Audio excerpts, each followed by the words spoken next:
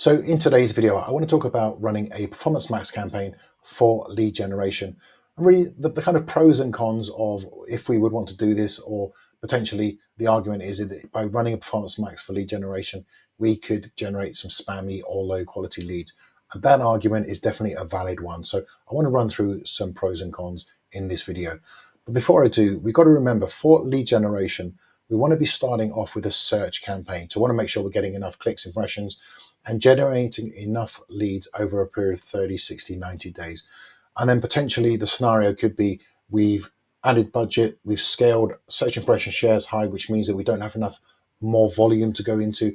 We're starting to see our CPCs increase. So when we're seeing CPCs increase, a high search impression share, then potentially not enough conversions coming through. That's where we need to add in another product, which will be a Performance Max campaign, because we've maxed out the search campaign, which is absolutely fine. It happens all the time, but we just need to be looking at these data points to understand why this is happening. And then from there, we can then start a Performance Max campaign.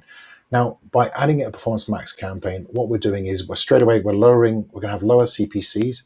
We're going to create a lot more volume because we're showing our ads to more placements within Google. So we're going to be looking at YouTube, Discovery, Display, Gmail. So straight away, a number of different placements, lower CPCs, low search impression share. So that's where the added benefit of adding a PMax campaign to an already existing working search campaign works perfectly. Now, if you're running a search campaign and you're adding in a PMax campaign, even with mature accounts, we still recommend to keep between kind of 55, 60 to 80, 85% of the budget on the search campaign and just allocate a smaller budget to a PMax campaign. This works well. So remember, we're complementing a search campaign with a PMax campaign, and then from there we can further advertise what we're trying to do, which is to get more quality leads. So why do PMax campaigns get a bad reputation? Why are there advertisers saying that potentially if you run a PMax for lead generation, you get low quality or spammy leads? And they're right, by the way. It's simple. It's not necessarily the Performance Max campaign. It's the advertiser who set up the Performance Max campaign, you and me, not knowing the nuances of Performance Max. We've got to understand that Performance Max campaigns use smart bidding. So it's maximize conversions or maximize conversion value. If we're running a maximize conversions or maximize conversion value, we're limited. So with a search campaign, we have max clicks and we've got impressions as well. So we've got a lot more ways that we can control what we're doing on the bidding side. So with a search campaign, we can also use exact terms which help with our targeting for what we're trying to achieve with a search campaign. With a PMax campaign, we don't have that control. With a PMax, we give a little bit of control. So we've got to make sure that we're giving the right data points.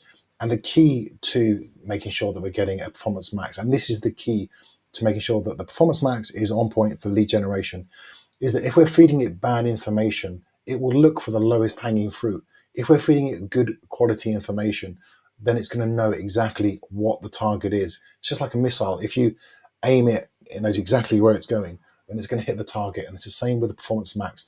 And we do that through a number of different ways. So the real fix here is going to be offline conversions. This is probably the biggest thing that we need to implement when we're running Google Ads for lead generation. And the reason is that Google will tend to go for the lowest hanging fruit, and the quality might not be as good as we need. So by adding in offline conversions, we're getting that data and we're uploading that back into Google as a primary event. So Google knows what a booked conversion looks like. So say as an example, because this is probably the question I get asked the most, what does offline conversions actually mean? So say you're running a business and you get 20 people who fill out your form on Google.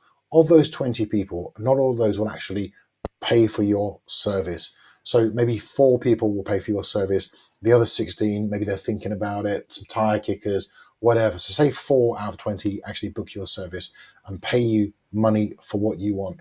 What you would do with those 4, you would put a monetary value to them. Google would give it something called an ID, which is a GCLID.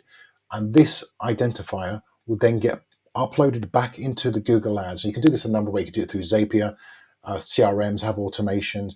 And this information gets passed back into the primary event of the Google Ads that you're running, which says this is a true conversion and we want more of these people. So out of the 20, you won't be uploading the 20 people who came and fill out your form. You only upload the offline conversions for the 4 who'd actually booked your service, because you've put a monetary value to them that actually they're qualified or they're people who've actually booked your service, and that's an offline conversion. So that just sends a signal back to Google to say, this is what a conversion looks like for us. Get us more of this, not the other 16, because they could be tire kickers, they could be waste of time, they could be I'm thinking about it, I'm looking around for quotes, I'm doing this and that. The 4 are the ones that you want to upload because they're the true sense of the exact type of people that we want. And then from there, Google has a targeting system and it will go, okay, this is what they want. We'll see if we can get you some more of these. But Google won't know that unless you do this, if you upload these back from your CRM. Like I said, if there's no automations that your CRM or website can do, you can do it through third-party softwares like Zapier, and there's other softwares that you can use to upload those offline conversions to make sure the quality is staying of a good standard. So what we're trying to do is close the loop for Google, and just by making this implementation, it makes a massive difference to the quality.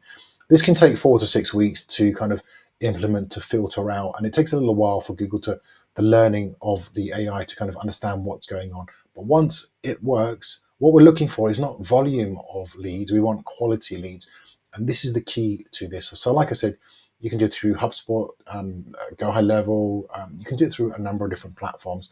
But make sure you have this implemented if you're going to be spending money on PMax campaign. So I want to run through a checklist shortly of what we need to do to make sure we've got the quality coming through for our PMax campaigns. But before I do, I just want to let you know that I offer a free audit. So if you're running a Google Ads account and you want to see where there's ways to improve, I love looking at other accounts and seeing how we can improve your account. Or if you're looking for a done for you service, fill out the form below, and always happy to have a 30-minute no obligation chat about your Google Ads.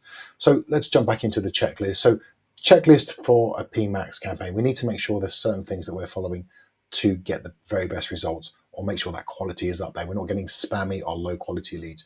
So use specific campaign goals. So make sure that when you're setting up a campaign, you have a specific goal based around what you're trying to achieve for your PMax campaign. Exclude brand or potentially other brands, competitors within your PMax campaign. Why do we need to do this? Well, if you're running a search campaign, you're already going to be targeting the search campaign. Remember, we want to understand why we're separating these two campaigns. They're doing two different things. So why search for brand in the PMax as well as the search? Have the search for brand, exclude your brand within the PMax campaign and competitors as well. So just make sure there's that clear definition. Make sure you're not tracking phone calls or form fills in the PMax campaign. Once you've got the offline conversions working, use the offline conversions as your primary event. If you can't do that, then obviously you need to track something. So track your forms or your forms or your phone calls, but make sure you put some values to that. Again, I can show you how we can do that potentially if we're still going through that transition period, which is absolutely fine. It will take up to 4 to 6 weeks before we start to see those changes filter through from the offline conversions coming back into the PMax campaign. So what we need to do is come into your PMax campaign, and then from here come to conversion goals, and then just add in one conversion goal, which is converted leads. So this is the offline conversions coming in from either your CRM or your website, which comes back into Google and says, this is what a quality lead looks like. Give this 4, 6, 8 weeks, and then you should start to see a difference with your campaigns for the PMax campaigns that you're running. Now, remember, we need to give this a little bit of time. You can not just have converted leads, you can have qualified leads as well. That's another option that you can add in as well. Having two is fine, but I like to focus on one, converted leads, and this just gives the campaign a better focus on what we want, which is more of good qualified leads coming back into our Google Ads accounts from our PMax campaigns. Remember, if we're running an e-commerce, it's going to be different, because if somebody adds to cart, they're not actually going to purchase, and that's how they kind of filter out a lead. So when somebody purchases a e-commerce product, then that is what gets uploaded back into Google. So that's slightly different. That's why with a lead generation, we have this way to make sure we're uploading those conversions back into Google to make sure the quality is there. So I hope that makes sense. If you enjoyed the video, just give us a like, click subscribe, and we'll speak to you soon for the next video.